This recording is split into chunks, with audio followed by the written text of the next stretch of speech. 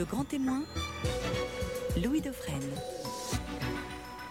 Bonjour, bon réveil et bon début de semaine. 15 jours après la mobilisation du 13 janvier, nous voici donc à la veille de l'examen du texte à l'Assemblée nationale. Il s'agit bien sûr du projet de loi de mariage pour tous. Et encore, c'est un raccourci la façon dont je le présente. Et justement, hier, les partisans de ce projet de loi Taubira se sont rassemblés à Paris. Vendredi, le porte-voix du collectif de Brigitte Bardot, à savoir Brigitte Bardot elle-même, était reçu à l'Elysée par François Hollande, accompagné de 2 autres personnes. On en parlera dans quelques instants avec un chassé-croisé insolite et surtout médiatique avec Florence Cassé. Alors ce matin, pour faire le point sur cette mobilisation, Tugdual Derville, qui est l'un des porte-parole justement de la Manif pour tous, et délégué général de l'Alliance Vita. Bonjour Tugdual Derville. Bonjour Louis Dauphren. Alors qu'est-ce que vous avez pensé de la manif d'hier? Non pas sur le comptage, parce qu'on s'engage encore dans une polémique qui sera peut-être sans fin et inutile. Mais j'ai noté quelques slogans, je ne sais pas ce que vous en pensez. Vous avez regardé un petit peu les slogans de la manif? En fait, pas cette fois, mais je les avais vus les fois d'avant, donc je vois un petit peu le style, mais ça m'intéresse de savoir ce qui s'est passé hier, effectivement. Allez, je vous en livre quelques-uns. Marre des soirées sextoy, on veut des soirées biberons. Qu'est-ce que vous en pensez?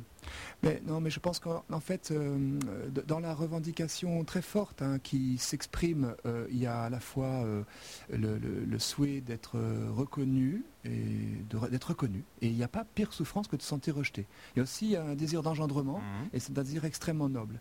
Et après, je dirais, les souffrances inhérentes à ces situations difficiles que pas mal de manifestants peut-être vivent, génèrent une sorte de culture de la dérision ou de l'autodérision, et qui peut effectivement donner des slogans qui peuvent apparaître extrêmement violents ou extrêmement destructeurs ou contre-productifs même par rapport à leurs revendications. C'est pas forcément la représentative de l'ensemble de la manifestation, mais c'est significatif d'un ton qui effectivement conduit notre pays à une vraie fracture, entre guillemets, pardon du mot, sociétale, avec une foule immense effectivement le 13 janvier, une manifestation certainement assez consistante, comme dirait le président de la République hier, et une forme d'impasse aussi maintenant dans laquelle on s'enferre sur un sujet majeur, et en même temps, à partir d'un projet de loi que seulement 6% des Français estiment prioritaire. Alors d'autres slogans, touche à ton culte, pas à mes droits, Jésus avait 2 pères et une mère porteuse, etc. Je veux une femme, pas ta femme, vous élevez des homos, laissez-nous élever des hétéros, etc.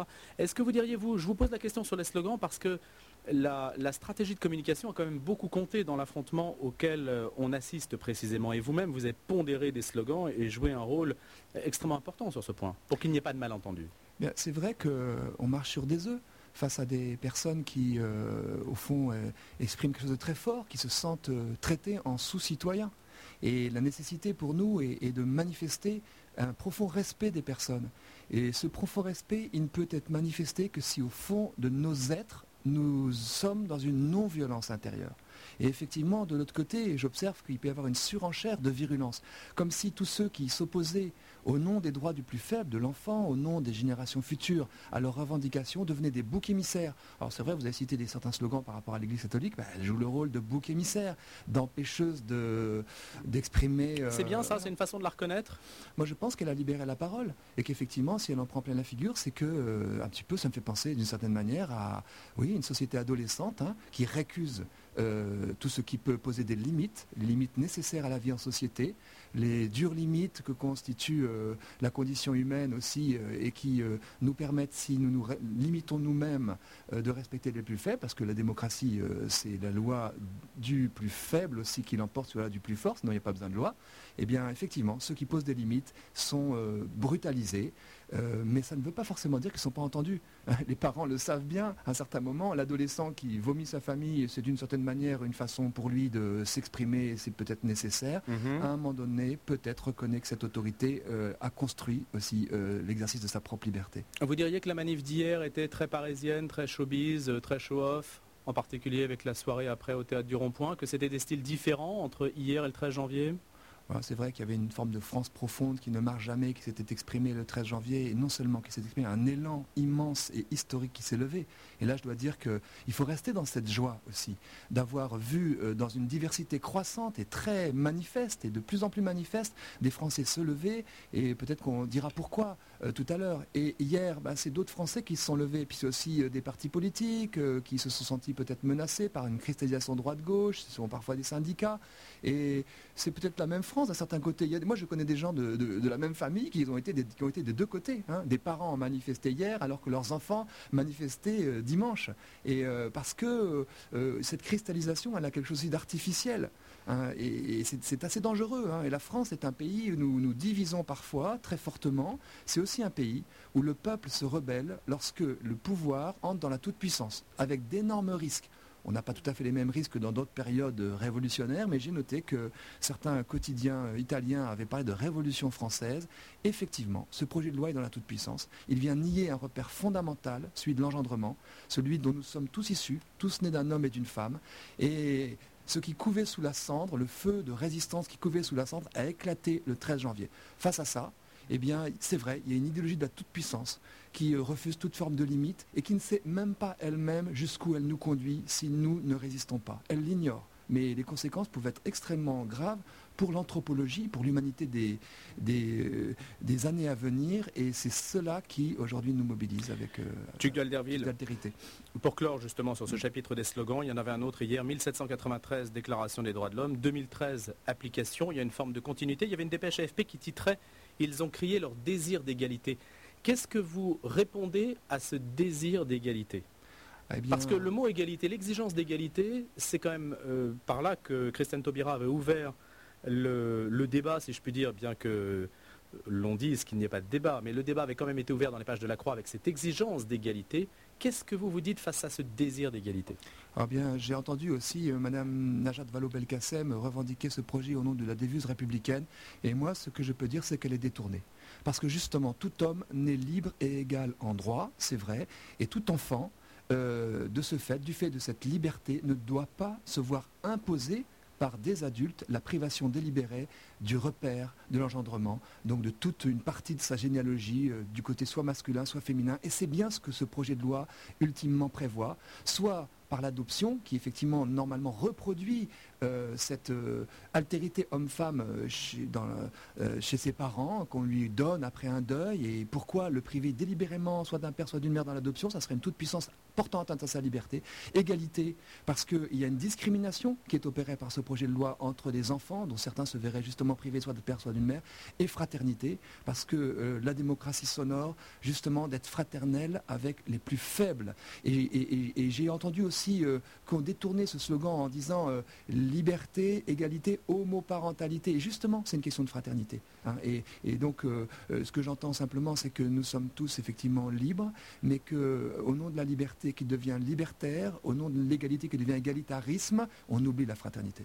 Mais là, vous vous situez du point de vue des enfants de l'adoption, mais ceux qui veulent l'égalité dans le mariage, dans la reconnaissance du statut, et qui veulent également que la loi comble le vide juridique pour lequel les enfants aujourd'hui n'ont pas de réponse, le statut des enfants n'a pas de réponse. Qu'est-ce que vous dites face à cette exigence d'égalité, de reconnaissance à travers le mot mariage ? Eh bien, que le mariage dans notre pays, c'est différent d'ailleurs d'autres pays, est totalement articulé avec la filiation. Le mariage est la reconnaissance publique de l'institution familiale et de la filiation. Le mariage induit immédiatement, on le voit dans la cérémonie en mairie, dans ce qui est dit à ceux qui sont mariés. On peut se marier sans avoir d'enfant. Oui, tout à fait, mais c'est inscrit. L'altérité homme-femme, je dirais même la parité homme-femme, est justement au cœur du mariage. Parce que, comme le disait Lionel Jospin, quand il rappelle son opposition au projet de loi qu'on veut aujourd'hui nous imposer, l'humanité est faite d'hommes et de femmes, et non pas d'homosexuels et d'hétérosexuels. Et d'ailleurs, le 13 janvier, on l'a manifesté très fortement en étant aux côtés de personnes indépendamment de leurs orientations sexuelles.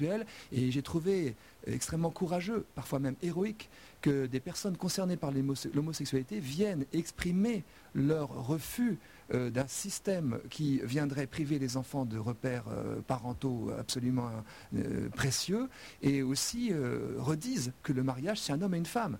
Et donc il ne faut surtout pas croire que la totalité des personnes homosexuelles... c'est un homme et une femme, Tuc Duhalderville. Si vous considérez que vous appliquez l'hétéronormativité. Si on écoute le discours, si je puis dire, de la manif d'hier, oui. C'est l'hétéronormativité. Vous imposez la norme des hétérosexuels, qui sont les dominants, vous les imposez aux dominés, que sont les autres catégories sexuelles, en particulier les homosexuels. Mais moi, je ne suis pas hétérosexuel. Je suis un homme. Et Mais vous imposez une norme, celle des hétéros. Non, c'est pas. La nature a imposé à notre engendrement, et qui que nous soyons, effectivement. Donc c'est contre nature l'homosexualité. L'altérité. C'est contre nature alors. Pas du tout, pas du tout. Si vous dites c'est la nature qui impose l'hétérosexualité. Non, je pense que je n'ai pas parlé. La nature impose l'altérité homme-femme. Hein. Les mots homosexuel, hétérosexuel sont des réalités très complexes sur lesquelles moi j'ai pas d'ailleurs de compétences particulières, qui sont des réalités parfois transitoires dans une vie, parfois profondément ancrées. Il faut savoir entendre chaque personne. Personne ne doit se sentir stigmatisé, et c'est très complexe effectivement de pouvoir respecter chacun. Et je pense que j'ai débattu avec Nicolas Gouguin plusieurs fois la semaine dernière, qui est le porte-parole de la LGBT, et avec un grand respect aussi pour tout le combat qu'il conduit. Et j'entends que son argument principal aujourd'hui, c'est de dire il faut sécuriser les familles existantes ou les situations existantes. Et je réponds oui, bien sûr, il faut sécuriser les enfants qui vivent, quelles que soient les circonstances de leur éducation, il faut sécuriser tous les adultes.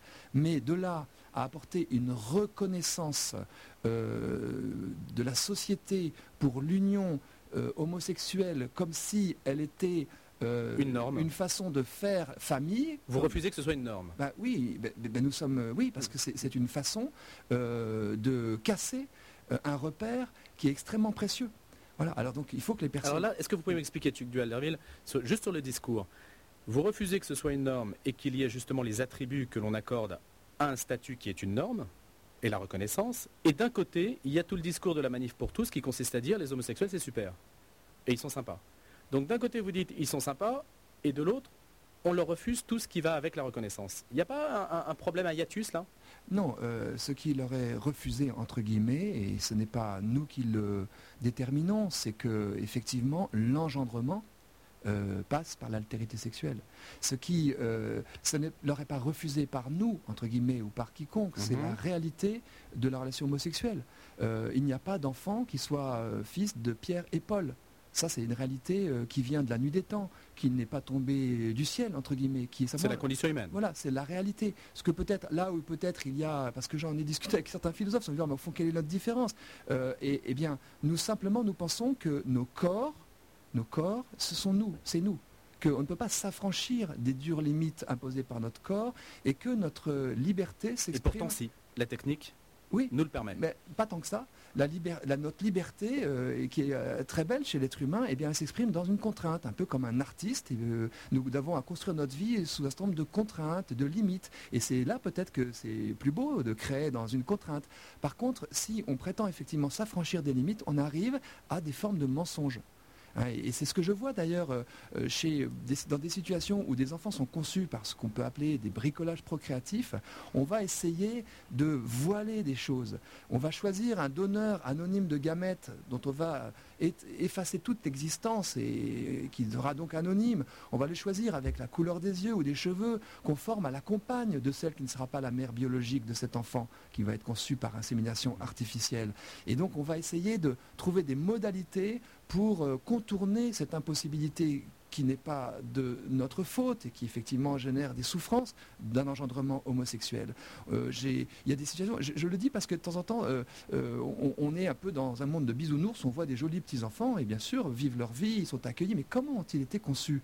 Est-ce qu'il est légitime que des enfants qui sont certes aimés, qui sont élevés, éduqués d'une façon sur laquelle je n'ai aucun jugement à porter, mais sur le plan des repères, est-il légitime que dès avant la conception, on décide d'escamoter la moitié de ce qui fait la richesse de l'humanité, c'est-à-dire hommes et femmes?